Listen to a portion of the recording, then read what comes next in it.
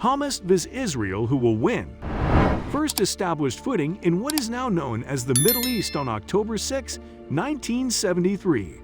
A woman in the terminal of the Beirut airport turned to me and whispered in a frantic and concerned tone, "The Egyptians have just crossed the Suez Canal." Syria and Egypt had invaded Israel on two different fronts simultaneously as part of a surprise operation given the code name Operation Badr, which was named after the Prophet Muhammad's first military triumph, which took place in the 7th century. The Yom Kippur War was fought for close to 3 weeks' worth of time. Although they were defeated militarily, the Arabs believed that they had triumphed psychologically and politically.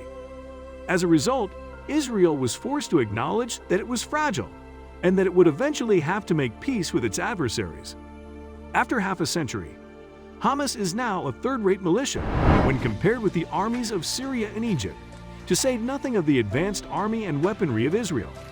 Despite this, the fighting that broke out over the weekend gives off a more foreboding vibe.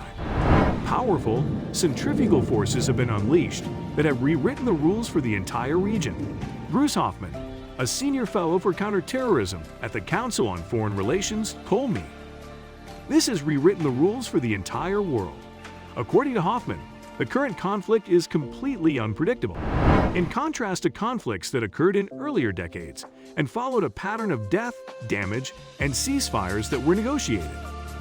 Even if Israel were to win a decisive military victory, it is unlikely that this would put a stop to the growing number of dangerous threats to the country's security. Even the definition of winning is unclear at this point. Dan Kurtzer, a former United States ambassador to Israel, told me that there is no doubt that Israel is capable of inflicting massive damage on Gaza, both on its infrastructure and on its people, and that it is also capable of targeting Hamas officials. However, movements have a way of regenerating themselves, and sometimes the next leadership turns out to be more radical, more extreme than the one that was beheaded, according to Kurtzer. For instance, Al-Qaeda in Iraq later morphed into the Islamic State of Iraq, and after the founder of the Islamic State of Iraq was killed by a U.S. airstrike in 2006, the group became known as ISIS in 2013. Terrorizing Israelis and startling a nation that for such a long time appear to be almost unbeatable in the region are two of Hamas's goals, both of which have already been accomplished. If the war stopped today, or even after Gaza looks like another war zone, Hamas has effectively won, Kurtzer told me. Their short-term objectives have been achieved or are achievable.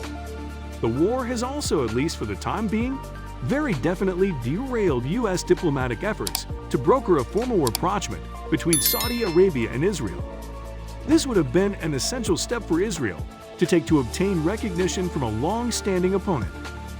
Throughout the last weekend, Saudi Arabia issued a statement condemning what it termed the continued occupation, the deprivation of the Palestinian people of their legitimate rights, and the repetition of systematic provocations against its sanctities. Hamas' audacious operation missiles fired as far as Tel Aviv. Murder, mayhem, and hostage-taking on the ground. Fighters infiltrating Israel on paragliders has generated fears of a wider conflagration involving other militias and potentially other nations, including Iran and the United States, either directly or indirectly. This has generated fears of a wider conflagration that could involve other nations.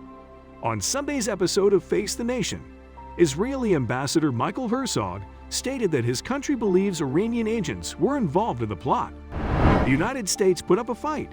On the program, Meet the Press, Secretary of State Antony Blinken stated, "We don't have anything that shows us that Iran was directly involved in this attack, in planning it or in carrying it out, but that's something we're looking at very carefully."